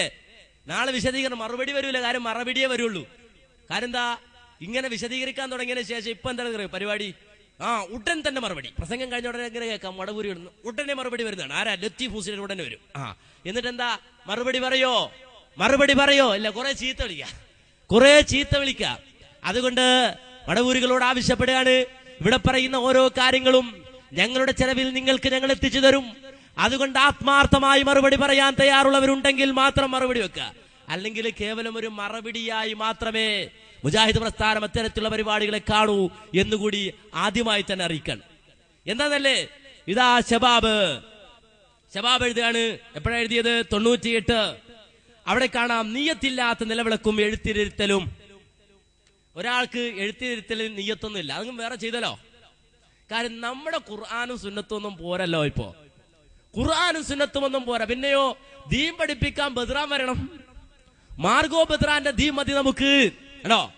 ആ മാർഗോ ബദ്റാന്റെ ദീൻ, ആ ദീൻ മടവൂരികളുടെ ചെലവില് കേരളത്തിലേക്ക് ഇറക്കുമതി ചെയ്യാൻ പരിശ്രമിച്ചു അല്ലേ? എല്ലാ തലവേദനയും മുജാഹിദ് പ്രസ്ഥാനത്തിന് വെക്കിട്ട് വെക്കും. കാര്യം ഖുറാഫികളുടെ നാട്ടില് ഖുറാഫികളുണ്ട്, ജമാഅത്തുകാരുണ്ട്. മാർഗോ ബദ്റാൻ ആരുടെ ചെലവിലാ? മുജാഹിദുകൾ കൊണ്ടുവന്നെ. ഏത് മുജാഹിദ്? അപ്പോ എല്ലാ മുജാഹിദുകളെ മേക്ക് വെച്ചിട്ട് മാർഗോ ബദ്റാനെ പോലുള്ള ആളുകളുടെ ആദർശം കേരളത്തിൽ പ്രചരിപ്പിക്കാൻ പരിശ്രമിച്ചപ്പോഴും പ്രശ്നമില്ല. എന്നാൽ നിങ്ങൾ നോക്കൂ, ഈ രൂപത്തിൽ ഖുർആൻ പഠിപ്പിച്ച, ഹദീസ് പഠിപ്പിച്ച പ്രമാണങ്ങളിൽ നിന്ന് വ്യത്യസ്തമായി പോയി അവസാനം മെഴുകുതിരി വരെ എടുക്കേണ്ട ഗതികേട് മടവൂരികൾക്കുണ്ടായിട്ടുണ്ട് എങ്കിൽ 98 കാലഘട്ടത്തിൽ ശബാബ് പറഞ്ഞു നോക്കൂ, നിയ്യത്തില്ലാത്ത നിലവിളക്കും എഴുത്തിനിരുത്തലും. ഇങ്ങനെ എഴുത്തിരുത്താൻ പറ്റോ? ഒരാൾക്ക് നിയ്യത്തൊന്നുമില്ല, നിലവിളിക്കാൻ പറ്റോ എന്നിങ്ങനെ ചോദിച്ചു. ഇല്ല, പറ്റൂല എന്നാണ് ശബാബ് മറുപടി പറയുന്നത്. അതിൽ 1-2 കാരണങ്ങൾ പറഞ്ഞു. 1-2 കാരണങ്ങൾ കൊണ്ടത് അനുവദനീയമല്ല എന്ന് വിശദീകരിച്ചിട്ട് രണ്ടാമത്തെ കാരണം പറയും. നോക്കൂ, രാത്രിയിലാണ് നിലവിളക്ക് കൊളുത്തുന്നതെങ്കിലും ഭൗതികമായ വെളിച്ചമല്ല ലക്ഷ്യമാക്കപ്പെടുന്നതെന്ന് വ്യക്തമാക്കുന്നു.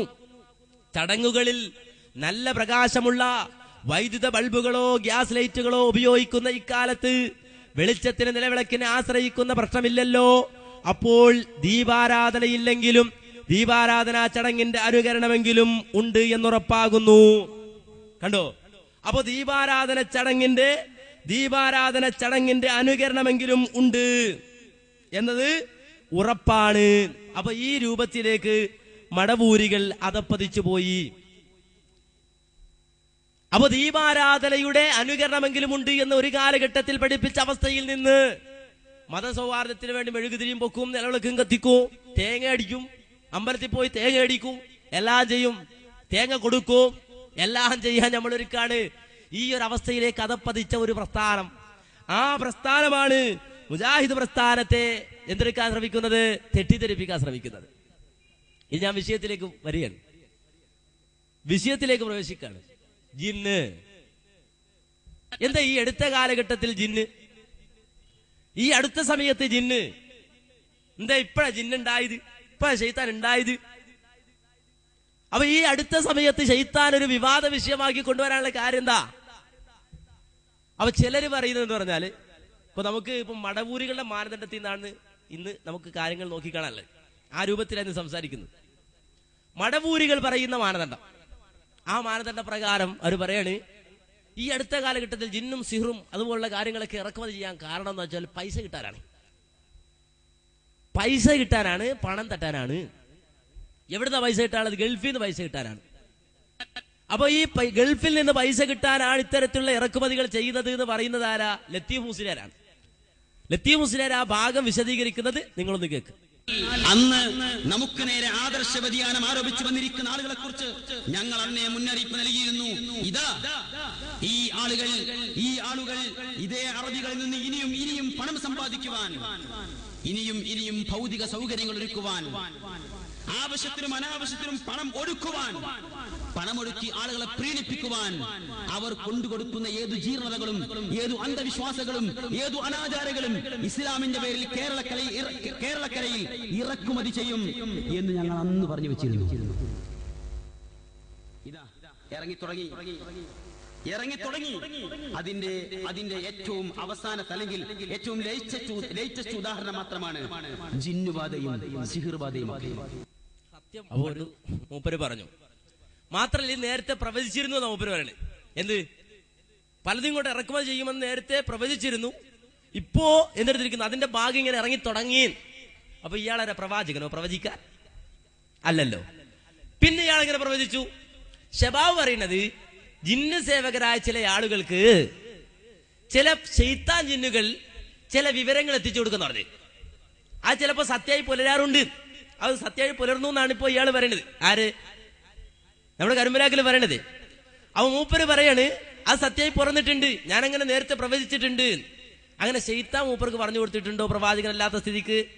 അങ്ങനെ പറഞ്ഞു കൊടുക്കുന്ന ഷബാബ് തന്നെയാണല്ലോ പറഞ്ഞത്. അപ്പൊ ഇനി ശൈത്താൻ പറഞ്ഞു കൊടുത്താണെങ്കിൽ ശൈത്താൻ നിങ്ങളെ പറ്റിച്ചു, പിശാച് നിങ്ങളെ പറ്റിച്ചു. ഇനി അങ്ങനെ പിശാച് നിങ്ങളെ പറ്റിച്ചിട്ടില്ല, ഞാൻ പറഞ്ഞത് സത്യം തന്നെയാണ് എന്ന് ലത്തീഫ് മുസ്ലിയാർക്ക് വാദമുണ്ടെങ്കിൽ ഞങ്ങൾ ചോദിക്കുന്ന മടവൂരികളെ, നിങ്ങൾ എത്ര കോടി പറ്റി? എത്ര കോടിയാ നിങ്ങൾക്ക് കിട്ടിയത്? എത്ര കോടികളാ നിങ്ങൾ പറ്റിയത്? എത്ര കോടിയാ കിട്ടിയത് നിങ്ങൾക്ക്? അതിന്റെ കണക്ക് നിങ്ങൾ ഈ സമൂഹത്തോട് പറയണം. കാര്യം നിങ്ങൾ പറഞ്ഞെന്താ, പൈസ കിട്ടാൻ വേണ്ടി ഇറക്കുമതി ചെയ്താ ഇത് ഇറക്കുമതി ചെയ്ത പൈസ കിട്ടും. നമുക്ക് അങ്ങനൊരു വിവരേ ഇല്ല, അങ്ങനൊരു ധാരണയില്ല. വേറെ ഇപ്പൊ നമുക്കറിയാം, അവിടെ നമ്മുടെ കുങ്കുമോ അതല്ലെങ്കിൽ മറ്റേതെങ്കിലും നമ്മുടെ എക്സ്പോർട്ടിങ് സാധനമൊക്കെ അങ്ങോട്ടും ഇങ്ങോട്ടും കയറ്റുമതി ചെയ്താലും ഇറക്കുമതി ചെയ്താലും ഒക്കെ പൈസ ഉണ്ടാക്കാം. പക്ഷെ ജിന്നിനെ ഇറക്കുമതി ചെയ്താൽ പൈസ കിട്ടുമെന്നുള്ള വിവരോ അത് മടവൂരിക്ക് മാത്രമേ മനസ്സിലായിട്ടുള്ളൂ. അവരെ അത് പറഞ്ഞിട്ടുള്ളൂ, അവരെ അത് പ്രഖ്യാപിച്ചിട്ടുള്ളൂ. ഇനി ആ നിലക്ക് പ്രഖ്യാപിച്ച സ്ഥിതിക്ക് പറയണം മടവൂരികൾ എത്ര കിട്ടി, അവര് വിശദീകരിക്കണം. കാര്യം എന്താ, ഈ വിഷയം ഇവിടെ പ്രമാദമായി വിവാദമായി. ഈ ഒരു വിവാദത്തിലേക്ക് വഴിവെച്ചതാരാ? മടവൂരികളാണ്. ഈ ഒരു വിവാദത്തിലേക്ക് വഴിവെക്കാൻ വേണ്ടിയിട്ട് പുസ്തകമിറക്കിയവരാരാ? മടവൂരികളാണ്. അതിന്റെ തെളിവാണ്, കണ്ടോ, ജിന്ന്, സിഹർ, ജ്യോത്സ്യം, ഇസ്ലാമിക വീക്ഷണം. ഒരു മടവൂരിയുടെ ഫോട്ടോ കൊടുത്തിട്ടുണ്ട് എന്റെ ഫ്രണ്ടിന്. നിങ്ങൾക്ക് ആ ഫോട്ടോ കാണാൻ ഒരു മടവൂരിയുടെ ഫോട്ടോ തന്നെ ഉണ്ട്. ജിന്ന്, സിഹർ, ജ്യോത്സ്യം, ഇസ്ലാമിക വീക്ഷണം എന്ന ടൈറ്റിൽ വെച്ചിട്ട് ഒരു പുസ്തകം ഇറക്കി. ഇതാരാ ഇറക്കിയത്? എം.ഐ. സുല്ലമി. ഇതാരാണ് ഇറക്കിയത്? എം.ഐ. സുല്ലമി. ഈ എം.ഐ. സുല്ലമിയുടെ സർവമാന ആശീർവാദത്തോടും കൂടി ഈ പുസ്തകം ഇറങ്ങിയെന്ന് മാത്രല്ല, സൗദിയിൽ ഇസ്ലാം സ്വീകരിച്ച ഇന്ത്യക്കാരനായ ജിന്നിന്റെ കഥ. ഇത് നോട്ടീസാ, പരസ്യം, ഈ ബുക്കിന്റെ പരസ്യ, ഈ പുസ്തകത്തിന്റെ പരസ്യം. എന്ത്? ജിന്ന്, സിഹർ, ജ്യോത്സ്യം, ഇസ്ലാമിക വീക്ഷണം. ഇതിൽ ഒരുപാട് കാര്യങ്ങൾ, കഥകളൊക്കെ പറയുന്നുണ്ട്. ഇൻഷാ അല്ലാഹ് കുറച്ചു നേരം ഇത് മനസ്സിലാക്കാൻ ഉണ്ട് എന്നുള്ളത് കൊണ്ട് തന്നെ ഇൻഷാ അല്ലാഹ് അതിന്റെ കുറച്ച് വിവരം പിന്നെ വന്നോളും. അതുകൊണ്ട് ഞാൻ കൂടുതൽ ഇപ്പൊ വിശദീകരിക്കുന്നില്ല. ഇതിന്റെ പേരിലിറങ്ങിയ നോട്ടീസായത് സിഹിർ എന്നാൽ എന്ത്? സിഹിർ യാഥാർത്ഥ്യമോ മിഥ്യയോ? സിഹിർ മനുഷ്യരെ ബാധിക്കുമോ? നബിക്ക് സിഹിർ ബാധിച്ചോ? സിഹിർ ബാധയിൽ നിന്ന് എങ്ങനെ രക്ഷ നേടാം? വെള്ളത്തിൽ മന്ത്രിച്ചൂതി കുടിക്കാമോ? ജിന്നുബാധ സത്യമോ മിഥ്യയോ?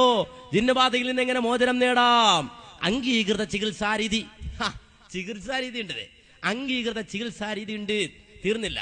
സാധാരണക്കാരും പണ്ഡിതരും ഒരുപോലെ ആശയക്കുഴപ്പത്തിൽ അകപ്പെട്ട പ്രസ്തുത ചോദ്യങ്ങൾക്ക് മറുപടി കണ്ടെത്താനുള്ള ആധികാരികമായ ഒരു ലഘുകൃതി ലോക പ്രശസ്ത സലഫി നായകനും സൗദി അറേബ്യയിലെ ഗ്രാൻഡ് മുഫ്തിയും അഹ്ലുസുന്നത്തി ജമാഅയുടെ അനുച്ഛേദ നേതാവുമായ Sheikh Abdul Aziz bin Abdullahi bin bass രചിച്ച ഒരു അമൂല്യ നിധി.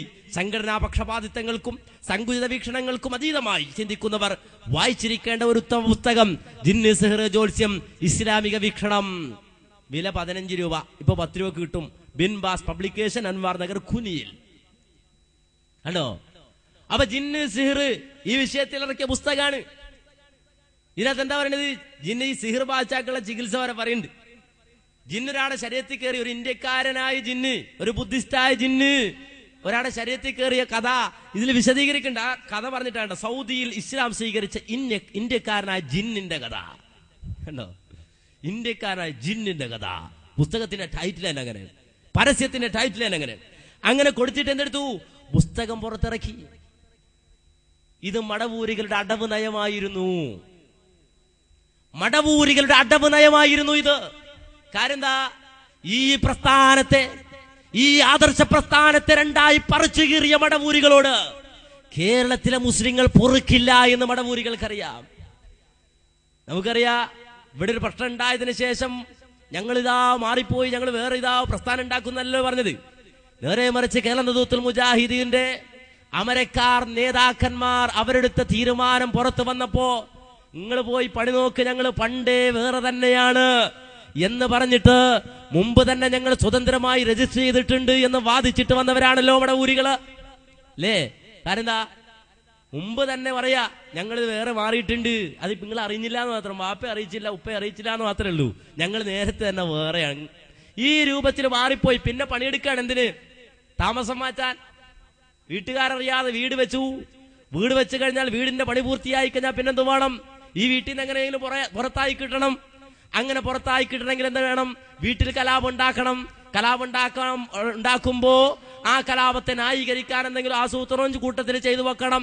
അവസാനം കലാപം മൂത്ത് മോനെ നീ അങ്ങോട്ട് മാറി നിൽക്കുന്ന് പറയുമ്പോ, ഇല്ല ഉപ്പ, അത് പറയാ നിങ്ങൾക്ക് അവകാശമില്ല, ഞാൻ നിങ്ങളുടെ മോനല്ല, അത് നേരത്തെ ഔദ്യോഗികമായി ഞാൻ പോയിട്ട് എഴുതിക്കൊടുത്ത് ഒപ്പുവാങ്ങി സർക്കാരിന്റെ അനുമതിപത്രം എന്റെ കയ്യിലുണ്ട് എന്ന് പറഞ്ഞ ആ പുത്രന്റെ കഥയെ അനുസ്മരിപ്പിച്ചുകൊണ്ട് ഈ വീട് താമസിച്ചുകൊണ്ട് വേറൊരു വീട് ഇതിന്റെ ചെലവിൽ തന്നെ വെക്കാൻ തീരുമാനിച്ചത് നടപ്പാക്കാനുള്ള പരിശ്രമം നടത്തി. പിന്നെ ഈ വീട്ടിൽ നിന്ന് എങ്ങനെയെങ്കിലും ചാടി ആ വീട്ടിൽ താമസാക്കാനുള്ള പരിശ്രമം നടത്തി. ആ നടത്തിയതിന്റെ ഭാഗമായി പുറത്തിറക്കിയ പുസ്തകം ജിന്ന്, സിഹ്ർ, ജ്യോത്സ്യം ഇസ്ലാമിക വീക്ഷണത്തില്. എന്നിട്ട് എന്തെടുത്തു? MI സുല്ലമിയുടെ തലയിൽ ഉദിച്ച ആ കുബുദ്ധി ഇത് ഇസ്ലാഹി പ്രസ്ഥാനത്തിന്റെ ഔദ്യോഗിക നേതൃത്വത്തിന്റെ തലയിലാക്കാൻ ഫദ്ലുല്ല അൻവാരിയെ ഉപയോഗപ്പെടുത്തി ചൂഷണം ചെയ്തു. ഈ സ്റ്റേജിൽ അദ്ദേഹം ഇരിപ്പുണ്ട്. മടവൂരികളെ, നിങ്ങളുടെ കൊലച്ചതി അല്ലെങ്കിൽ ഈ അടവ് നയം അത് എത്ര കാലം നിങ്ങൾക്ക് ഒളിച്ചു വെക്കാൻ പറ്റും? ഒരു സീഡ് ഇങ്ങനെ ഇറക്കിയിട്ട് ജിന്ന് സീർ എന്ന് പറഞ്ഞ് നടന്നാൽ തീരും എന്ന് നിങ്ങൾ വിചാരിച്ചോ? ഈ പ്രസ്ഥാനം നശിക്കുമെന്ന് നിങ്ങൾ വിചാരിച്ചോ? ഈ ആദർശം തകരുമെന്ന് നിങ്ങൾ വിചാരിച്ചോ? ഒരിക്കലും ഇല്ല. ഞാൻ കഴിഞ്ഞ ദിവസം പുളിക്കൽ വെച്ച് പറഞ്ഞതുപോലെ നിങ്ങളെ കബറടക്കാനുള്ള കുഴിയാണിത്. ഈ കുഴിയിൽ നിങ്ങളെ കബറടക്കിയിട്ട് ഇസ്ലാഹി പ്രസ്ഥാനത്തിന്റെ ഈ പ്രവർത്തനം അവസാനിക്കൂ എന്ന് പ്രത്യേകം ഓർമ്മിപ്പിക്കുകയാണ്. കാരണം എന്താ? സ്വന്തമായി തന്നെ കുഴി ഉണ്ടാക്കി. സ്വന്തമായി തന്നെ മടവൂരികൾ ജിന്നിനെ കൊണ്ടൊരു കുഴിയെടുപ്പിച്ചു. എന്തിനാ? മടവൂരിസത്തെ കബറടക്കാൻ. ആ കബറടക്കം ഇൻഷാ അല്ലാഹ് ഇസ്ലാഹി പണ്ഡിതന്മാർ അത് വേണ്ട മുറക്ക് തന്നെ നിർവഹിക്കും അല്ലേ. അവസാനം ഞാൻ പറഞ്ഞു വന്നത്, ഈ രൂപത്തിൽ പുസ്തകം എഴുതി ഫദ്ലുല്ല അൻവാരിയുടെ തലയിൽ കെട്ടിവെച്ചു, ഏൽപ്പിച്ചു. അദ്ദേഹം തന്നെ അത് വിശദീകരിക്കുന്ന ഭാഗം നിങ്ങളൊന്ന് കേൾക്കണം. പണ്ഡിതനും സൗദി അറേബ്യയിലെ ഗ്രാൻഡ് മുഫ്തിയുമായിരുന്ന Sheikh Abdul Aziz bin Abdullahi bin Baz റഹ്മഹുല്ലാ രചിച്ച ഹുക്മുസ് സിഹ്ർ വൽ കഹാന വമാ യതഅല്ലഖു ബിഹിമാ എന്ന ഒരു ലഘുകൃതിയുടെ മലയാള പരിഭാഷയായിക്കൊണ്ട് ജിന്ന്, സിഹ്ർ, ജ്യോത്സ്യം ഇസ്ലാമിക വീക്ഷണം എന്ന പേരിൽ ഒരു പരിഭാഷ പുറത്തിറക്കുകയുണ്ടായി. അത് സംബന്ധമായി അങ്ങനെ ഒരു പരിഭാഷ മലയാളത്തിൽ പ്രസിദ്ധീകരിക്കുവാനുണ്ടായ പശ്ചാത്തലത്തെ സംബന്ധിച്ച് വിശദീകരിക്കുവാനാണ് ഉദ്ദേശിക്കുന്നത്. സത്യത്തിൽ ഈ പുസ്തകം ലോകത്തിന്റെ പല ഭാഷകളിലും അതിൻ്റെ വിവർത്തനങ്ങൾ വന്നിട്ടുണ്ടെങ്കിലും മലയാള ഭാഷയിൽ ഇതിൻ്റെ പരിഭാഷ പ്രസിദ്ധീകരിക്കുവാൻ മുന്നിട്ടിറങ്ങിയ വ്യക്തി എൻ്റെ അധ്യാപകനും സഹപ്രവർത്തകനുമായിരുന്ന ജനാബ് MI മുഹമ്മദ് അലി സുല്ലമിയാണ്. അദ്ദേഹം ഇതിൻ്റെ പരിഭാഷ മലയാളത്തിൽ ഇറക്കണമെന്ന് പറഞ്ഞുകൊണ്ട് എന്നെ സമീപിക്കുകയും അതിനുവേണ്ട സഹകരണങ്ങൾ നൽകണമെന്ന് ആവശ്യപ്പെടുകയും ഉണ്ടായി.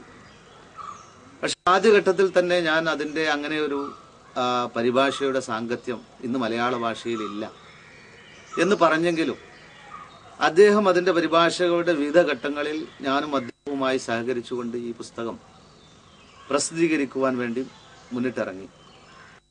പക്ഷേ അതിൻ്റെ എഡിറ്റിങ്ങും അതുപോലെ തന്നെ പ്രൂഫ് റീഡിംഗ് പോലുള്ള കാര്യങ്ങൾ മാത്രമാണ് ഞാൻ നിർവഹിച്ചിട്ടുള്ളത്. അദ്ദേഹം തന്നെയായിരുന്നു പരിഭാഷകൻ. പക്ഷെ പരിഭാഷ പുറത്തിറങ്ങുന്ന സമയം, അതിൻ്റെ അന്ത്യ സമയമായപ്പോഴേക്കും കാലിക്കറ്റ് ഓഫ്സെറ്റ് പ്രിന്റിംഗ് പ്രസ്സാണ് എന്ന് പറഞ്ഞാൽ മഞ്ചേരി ഇസ്ലാഹി ക്യാമ്പസിലുള്ള കാലിക്കറ്റ് ഓഫ്സെറ്റ് പ്രസ്സിലാണ് ഇത് അച്ചടിച്ചിട്ടുള്ളത്. 2000 മെയ് മാസത്തിലാണ് ഇത് പുറത്തിറങ്ങിയിട്ടുള്ളത്. മുജാഹിദ് പ്രസ്ഥാനവുമായി ബന്ധപ്പെട്ട ഭിന്നിപ്പ് അതിൻ്റെ ഏകദേശം അവസ്ഥയിലെത്തിയ സാഹചര്യത്തിലാണ്, അതുപോലെ തന്നെ നീലപുസ്തകം അണിയറയിൽ അണിഞ്ഞൊരുങ്ങുന്നതിൻ്റെ സാഹചര്യത്തിലൊക്കെ ആയിരുന്നു ഈ മലയാള പരിഭാഷയുടെയും പ്രസിദ്ധീകരണത്തെ സംബന്ധിച്ച് അദ്ദേഹം ചിന്തിച്ചത്. പക്ഷേ എൻ്റെ ഗുരുനാഥനായ സ്ഥിതിക്കും അതുപോലെ തന്നെ എൻ്റെ സഹപ്രവർത്തകൻ എന്നുള്ള നിലക്കും കുനിയിൽ അൻവാർ ഇസ്ലാം അറബി കോളേജിൻ്റെ സ്റ്റാഫ് റൂമിൽ വെച്ചിട്ടാണ് അതിൻ്റെ പരിഭാഷ മിക്കവാറും നടന്നിട്ടുള്ളത്. അപ്പോൾ തന്നെ എൻ്റെ ഉസ്താദും അതുപോലെ തന്നെ പ്രമുഖ പ്രഭാഷകനുമായ ആദരണീയനായ KC നിയമത്തുള്ള ഫാറൂഖി MI കൊണ്ടുവന്നിട്ടുള്ള ഈ വലയിൽ കുടുങ്ങരുത്, അദ്ദേഹത്തിന് അതിൻ്റെ പിന്നിൽ പല ലക്ഷ്യങ്ങളുമുണ്ട്, നീ അതിൽ സഹകരിക്കരുത് എന്ന് പറഞ്ഞിരുന്നു. പക്ഷെ നല്ല വ്യക്തിബന്ധം സ്ഥാപിച്ചിരുന്ന MIയുടെ ആ വാക്കുകൾ ഞാൻ ആദരിക്കുകയും അദ്ദേഹത്തോട് പലപ്പോഴായി ഇതിൽ സഹകരിക്കുകയും ഞാൻ ചെയ്തിട്ടുണ്ട്. പക്ഷേ അവസാന നിമിഷം വരെ എൻ്റെ പേരിലാണ് ഈ പരിഭാഷ ഇറക്കുന്നത് എന്ന് എനിക്കറിയാമായിരുന്നില്ല. അങ്ങനെ പ്രസ്സിലെത്തി അതിൻ്റെ മുമ്പ് ഇതിൻ്റെ കവർ ഡിസൈനിങ് അദ്ദേഹം ഒരു പ്രമുഖ ഡിസൈനറെ സമീപിക്കുകയും അതിന് ഷെയ്ഖ് ഇബ്നു ബാസിനെ പോലുള്ള ഒരു മഹാപണ്ഡിതന്റെ പുസ്തകത്തിന് കൊടുക്കേണ്ട പുറംചട്ട ഈ രൂപത്തിൽ വളരെ വൃത്തികെട്ട രീതിയിൽ ഇത് ഡിസൈൻ ചെയ്യുവാനും അദ്ദേഹത്തെ പ്രേരിപ്പിച്ചത് സത്യത്തിൽ അതിൻ്റെ പിന്നിലുള്ള ദുഷ്ടലാക്ക് ഒന്നുകൊണ്ട് മാത്രമായിരിക്കും എന്നാണ് ഞാൻ വിശ്വസിക്കുന്നത്. പുസ്തകം പ്രസിദ്ധീകരിക്കുന്ന ഏതാനും നിമിഷങ്ങൾക്ക് മുമ്പ് ഒരു ദിവസം രാത്രി എൻ്റെ വീട്ടിൽ വിളിച്ച് അദ്ദേഹം എന്നോട് പറഞ്ഞു, ആദ്യഘട്ടത്തിൽ പരിഭാഷകനായ അദ്ദേഹത്തിൻ്റെ പേര് തന്നെയായിരുന്നു പുസ്തകത്തിലുണ്ടായിരുന്നത്. അദ്ദേഹം എന്നോട് ആവശ്യപ്പെട്ടു, ഞാൻ കീഴ്പറമ്പ് KNM സെക്രട്ടറി ആയതിനാൽ പ്രസ്ഥാനത്തിലെ ഭിന്നിപ്പ് സംബന്ധമായ പ്രശ്നങ്ങളൊക്കെ ഉള്ളതിനാലും തൽക്കാലം എൻ്റെ പേര് ഒഴിവാക്കി നിന്റെ പേർ ചേർക്കണമെന്ന് അദ്ദേഹം ആവശ്യപ്പെട്ടു. പക്ഷെ അതിൻ്റെ പിന്നിലുള്ള ലക്ഷ്യം എന്താണെന്ന് എനിക്കറിയാതിരുന്നത് കൊണ്ട് എനിക്കത് വിരോധമില്ല എന്നുള്ള നിലക്ക് ഞാനതിന് മൗനാനുവാദം നൽകുകയുണ്ടായി. പക്ഷേ പുസ്തകം പ്രസിദ്ധീകരിച്ചപ്പോൾ അതിൽ പ്രസ്സിൽ കൊടുക്കുവാനുള്ള അഡ്വൈസ് അദ്ദേഹം നൽകി. മാത്രമല്ല അതിൻ്റെ മാർക്കറ്റിങ്ങിന് വേണ്ടി പ്രസ്ഥാനത്തിന്റെ ഭിന്നിപ്പിനോടനുബന്ധിച്ച് നടന്ന ആദർശ വിശദീകരണ യോഗങ്ങളിൽ ഞാൻ തന്നെ കൊണ്ടുപോയി ഇത് മാർക്കറ്റ് ചെയ്യണം എന്ന് അദ്ദേഹം വാശി പിടിച്ചപ്പോഴാണ് അദ്ദേഹത്തിന്റെ മനസ്സിലുള്ള ഉള്ളിരിപ്പ് എനിക്ക് മനസ്സിലായത്. മാത്രമല്ല കേരള ജമിയത്തുൽ ഉലമയുടെ ഉന്നതാധികാര സമിതിയിൽ കോർഡിനേഷൻ കമ്മിറ്റി സംഘടിപ്പിച്ച പിളർപ്പിനോടനുബന്ധിച്ച് നടത്തിയ ആ വിശദീകരണ യോഗങ്ങളിൽ അദ്ദേഹം അവിടെ വെച്ച് പറയുകയുണ്ടായി, നിങ്ങളുടെ ഗ്രൂപ്പുകാരനായ KT ഫസലുള്ള അൻവാരി രചിച്ചിട്ടുള്ള ജിന്നി സിഹ്റി ജ്യോത്സ്യം എന്ന പുസ്തകത്തിൽ പറഞ്ഞിട്ടുണ്ടല്ലോ എന്ന് പറഞ്ഞുകൊണ്ട് അതിൽ നിന്ന് കൊട്ടേഷനുകൾ വരെ ഉദ്ധരിക്കാൻ തുടങ്ങി. ഈ വിവരം ഓഡിയോ കാസറ്റിലൂടെ ഞാൻ അറിയുകയും പലരും എന്നെ വിളിച്ചറിയിക്കുകയും ചെയ്തപ്പോഴാണ് ഞാൻ അദ്ദേഹത്തിന്റെ ഈ കാപട്യം, ഈ കപടമുഖം മനസ്സിലാക്കിയത്. തൊട്ടടുത്ത ദിവസം തന്നെ അദ്ദേഹത്തെ നേരിൽ കണ്ട് ചോദ്യം ചെയ്തപ്പോൾ അദ്ദേഹം കുറ്റം സമ്മതിക്കുകയും അല്ല, നീ അല്ല അതിന്റെ പരിഭാഷകൻ, അത് രണ്ടുപേരുമാണ് എന്ന് പറഞ്ഞുകൊണ്ട് കുറ്റസമ്മതം നടത്തി പിരിയുകയുണ്ടായത്. പക്ഷേ സത്യത്തിൽ കേരളത്തിൽ അങ്ങോളം ഇങ്ങോളം ഇപ്പോൾ നടന്നുകൊണ്ടിരിക്കുന്ന ജിന്ന് സേവയും പിശാച് ബാധയും അതുമായി ബന്ധപ്പെട്ട ഉറങ്ങിക്കിടന്നിരുന്ന യാതൊരു പ്രാധാന്യവും ഇല്ലാതിരുന്ന ഒരു വിഷയത്തെ സമൂഹ മധ്യത്തിൽ സാധാരണക്കാർക്കിടയിലും മറ്റും അതിന്റെ വിശദീകരണങ്ങൾ സംഘടിപ്പിക്കുകയും CD-കൾ ഇറക്കുകയും അതുപോലെ തന്നെ മറ്റുള്ള ആളുകളെ വസ്വാസിലാക്കുവാൻ ചെയ്യുകയും ചെയ്ത അതിന്റെ തുടക്കം എന്ന നിലക്ക് അത്തരം ഒരു വിഷയത്തിന് ബീജാവാപം നൽകിയത് സത്യത്തിൽ ഈ പുസ്തകമാണ് എന്ന് തന്നെ തുറന്ന് സമ്മതിക്കുക. ഏതായാലും ഷെയ്ഖ് ഇബ്നു ബാസ് റഹ്മഹുള്ള അദ്ദേഹം എഴുതിയ ആ പുസ്തകത്തിൽ ഒരുപാട് നല്ല വിശദീകരണങ്ങളുണ്ട്, ഒരു മുസ്ലിമിന് പഠിക്കാനുണ്ട്. പക്ഷേ അതിൽ അദ്ദേഹത്തിന് ചില വീക്ഷണ വ്യത്യാസങ്ങൾ, ഇസ്ലാഹി പ്രസ്ഥാനം നാളിതുവരെ വിശ്വസിച്ച് ആചരിച്ച് അനുഷ്ഠിച്ചു പോന്നിരുന്ന ആദർശവുമായി ബന്ധപ്പെടാത്ത ചില പരാമർശങ്ങൾ അതിലുണ്ട് എന്നുള്ള നിലക്കും പിളർപ്പിനോടനുബന്ധിച്ച് തന്നെ അതിന്റെ ആദ്യങ്ങളിൽ ആദ്യം തന്നെ അവർ KNM പൊതുവെ ഔദ്യോഗിക വിഭാഗം ജനങ്ങളെ പിറകോട്ട് വലിക്കുന്നവരാണ്, പുരോഗമനത്തിനെതിരാണ്, വിശ്വാസത്തിൽ ജീർണത അനുഭവിക്കുന്നവരാണ് എന്നെല്ലാം പറഞ്ഞുകൊണ്ട് ആക്ഷേപിക്കുന്ന സ്വരങ്ങൾ നമ്മൾ ആദ്യ കാലഘട്ടത്തിൽ